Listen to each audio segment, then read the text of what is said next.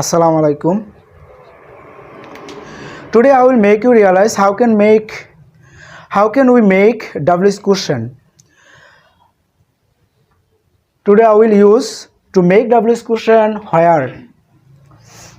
আমরা গত পর্বগুলোতে দেখেছিলাম WH কোশ্চেন কিভাবে আমরা তৈরি করতে পারি। অলরেডি আমি গত পর্বগুলোতে আপনাদের দেখিয়ে দিয়েছিলাম হু দ্বারা কিভাবে WH কোশ্চেন তৈরি করি, হোয়ার দ্বারা, তারপরে হচ্ছে হোয়াই দ্বারা অ্যান্ড হোয়েন দ্বারা আমরা প্রশ্ন করে দেখিয়েছিলাম। আজকে আমি প্র্যাকটিক্যালি আপনাদের দেখাবো যে হোয়ার দ্বারা আমরা কিভাবে প্রশ্ন করতে পারি। আর হোয়ার দ্বারা প্রশ্ন করার জন্য অর্থাৎ WH কোশ্চেন দ্বারা WH ওয়ার্ড দ্বারা প্রশ্ন করার জন্য আমাদের অবশ্যই এই স্ট্রাকচারকে ফলো করতে হবে। প্রথমত আমাদের গঠনটা দেখতে হবে যে একটা বাক্য WH কোশ্চেন আমরা যখন তৈরি করি ওই সময় আমরা প্রশ্ন কিভাবে তৈরি করব, অ্যাকচুয়ালি এই গঠন অনুসারে করব। তো গঠন অনুসারে আমাদের প্রশ্ন করতে বললে প্রথমত আমাদের দরকার WH ওয়ার্ড।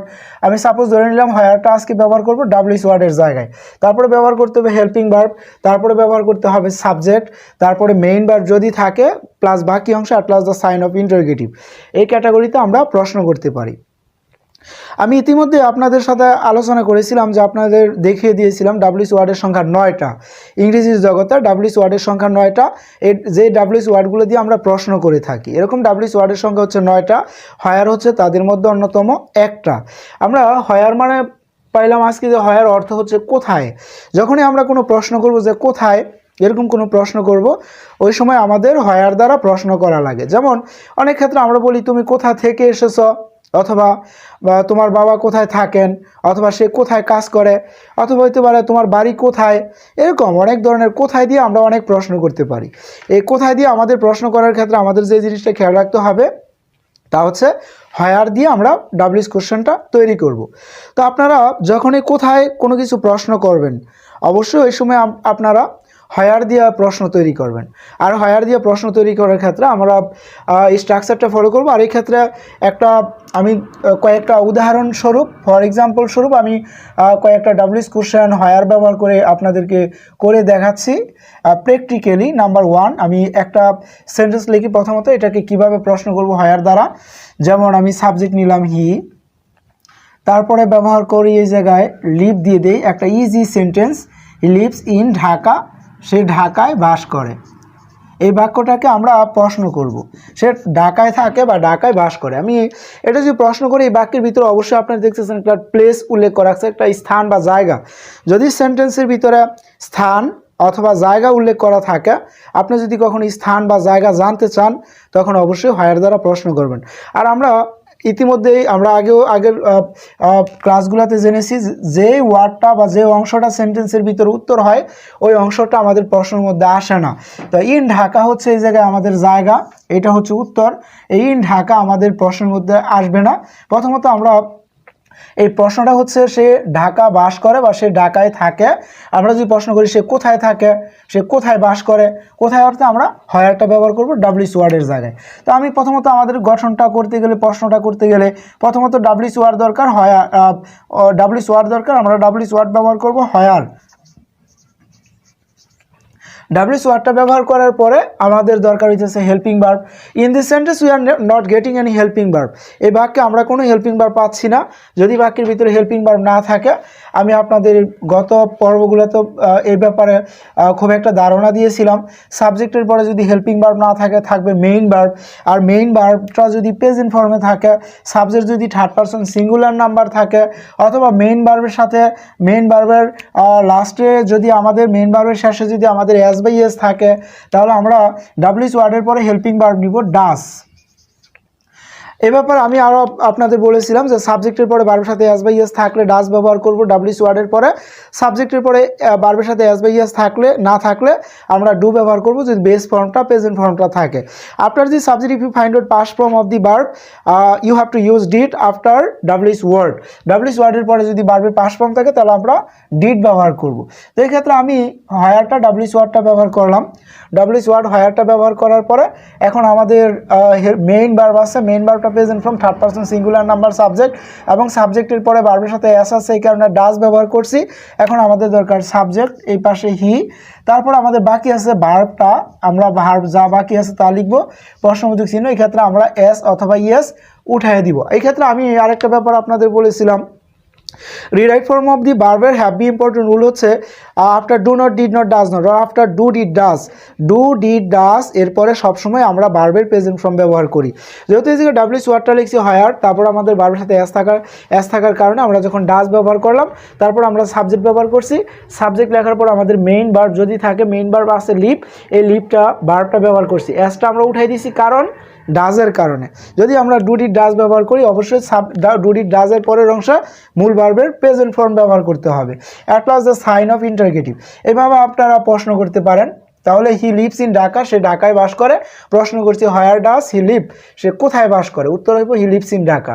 এক্ষেত্রে আমি আরেকটা ব্যাপার আপনাদের আগেও বলেছিলাম, বিশেষ করে স্টুডেন্ট যারা আছেন, যারা স্টাডি করছেন, তাদের ক্ষেত্রে অনেক সময় পেসেজ থেকে প্রশ্ন উত্তর দিতে হয়। এই ডাব্লিউএস কোশ্চেন দিয়ে আমাদের প্রশ্ন করা থাকে। ডাব্লিউএস কোশ্চেন দিয়ে যখন আমাদের প্রশ্ন করা থাকে, আমরা উত্তরগুলো অনেক সময় বই থেকে বা পেসেজ থেকে, ওই প্রশ্ন যে পেসেজটা মেনশন করা থাকে, ওই পেসেজ থেকে আমরা হুবহুব কী করি, এগুলা প্রশ্ন উত্তরগুলো কপি করে 2-3 লাইন করে উত্তর লেখা দেই। এই ক্ষেত্রে আমাদের উত্তরগুলো প্রায় হয় না, আমাদের উত্তরগুলো কেটে দেয় এবং কোনো মার্কস আমরা পাই না। এই ক্ষেত্রে ডাব্লিউএস কোশ্চেন দ্বারা প্রশ্ন করলে আমাদের এক একটা ক্যাটাগরিতে এক একটা উত্তর দেওয়া লাগে। তা হচ্ছে যেমন হু দ্বারা প্রশ্ন করলে কোনো ব্যক্তিকে চাইতে পারে, কোনো ব্যক্তিকে যদি রিকোয়ার করা হয়, অবশ্য উত্তরে আমাদের ব্যক্তি উল্লেখ করে মানে দেওয়া লাগে, উত্তরটা দেওয়া লাগে। আবার যখন নাকি ওয়াই দ্বারা প্রশ্ন করে, আমরা গত পর্বগুলোতে দেখেছিলাম যে ওয়াই দ্বারা প্রশ্ন করলে আমরা টু দ্বারা, ফর দ্বারা, বিকজ দ্বারা উত্তর দিয়ে থাকি। এই ক্ষেত্রে আমাদের টু দ্বারা, ফর দ্বারা, বিকজ দ্বারা কারণটাই মেনশন করে অ্যান্সারটা দেওয়া লাগে। আর যদি হোয়ার দ্বারা মানে হোয়েন দ্বারা প্রশ্ন করে, তাহলে অবশ্যই সময়কে মেনশন করে উল্লেখ করা লাগে বা উত্তরটা। আর একইভাবে হয়ার দ্বারা প্রশ্ন করলে আমাদের জায়গাটা উল্লেখ করে উত্তর দেওয়া লাগবে। কারণ হয়ার দ্বারা প্রশ্ন করছে, আপনি আন্দাজে যদি 2-3 লাইন উঠায় দেন পেসেজ থেকে, তাহলে আপনার উত্তরটা হবে না। এমন একটা উত্তর দেওয়া লাগবে যে প্রশ্ন থেকে কিছু অংশ নেওয়ার পরে সাবজেক্ট ভার্ব অনেক সময় প্রশ্নের মধ্যে মেনশন করা থাকে। সাবজেক্ট ভার্ব নেওয়ার পরে আপনার কি করতে হবে, ওই জায়গাটা উল্লেখ করা লাগবে। যে জায়গাটা, যে হয়ার দ্বারা প্রশ্ন করছে, আপনার জায়গা অবশ্যই উল্লেখ করে উত্তর দেওয়া লাগবে। তাহলে সে কোথায় বাস করে, হোয়ার ডাজ হি লিভ, সে কোথায় বাস করে। যখন আপনি ডাজ দ্বারা প্রশ্ন পাবেন, তখন অবশ্যই উত্তরের ক্ষেত্রে সাবজেক্টের পরে মেইন ভার্বের এস ব্যবহার করে, এস বা ইয়েস ব্যবহার করে উত্তর দেওয়া লাগবে। যখন আপনি ডু দ্বারা প্রশ্ন পাবেন, ওই সময় সাবজেক্টের পরে অবশ্যই মূল ভার্বের প্রেজেন্ট ফর্ম ব্যবহার করে উত্তর দেওয়া লাগবে। যখন আপনি সেন্টেন্সে যখন আপনি ডিড পাবেন হেল্পিং ভার্ব হিসাবে, ওই সময় অবশ্যই সাবজেক্টের পরে ভার্বের পাস্ট ফর্ম ব্যবহার করে আমাদের উত্তরটা মেনশন করা লাগে। তো এইভাবে আমরা ইন্টারগেটিভ করতে পারি। আমি আরেকটা উদাহরণ দিয়ে আপনাদের বোঝার সুবিধার্থে, নাম্বার টু হচ্ছে আমি এই জায়গায় দিলাম রানা পরে দিয়ে দিলাম এই জায়গায় WORKS works in a factory, FACTORY factory. Rana একটা ফ্যাক্টরিতে কাজ করে। আমি এটা প্রশ্ন করব কোথায় দিয়ে, মানে হোয়ার দিয়ে আমরা প্রশ্ন করব। তাহলে প্রশ্ন করলে রানা একটা ফ্যাক্টরিতে কাজ করে, প্রশ্ন করলে কি করব রানা কোথায় কাজ করে।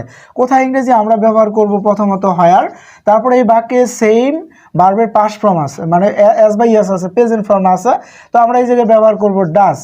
যদি এই জায়গায় আমাদের ভার্বটা এস বা ইয়েস না থাকতো, ভার্বটা যদি পাস্ট ফর্মে থাকতো, তাহলে কিন্তু অবশ্যই আমরা এই জায়গায় ডাজ ব্যবহার না করে কি করতাম, ডিড ব্যবহার করতাম, ডিড হেল্পিং ভার্ব। এরকমভাবে ভার্বের প্রেজেন্ট ফর্ম থাকলে ডু বা ডাজ, পাস্ট ফর্ম থাকলে ডিড, এরকম। আমি হোয়ারটা ব্যবহার করলাম, ধরে নিলাম এই জায়গায় ভার্বের পাস্ট ফর্ম, তো লিখলাম কি এই জায়গায় ডিড।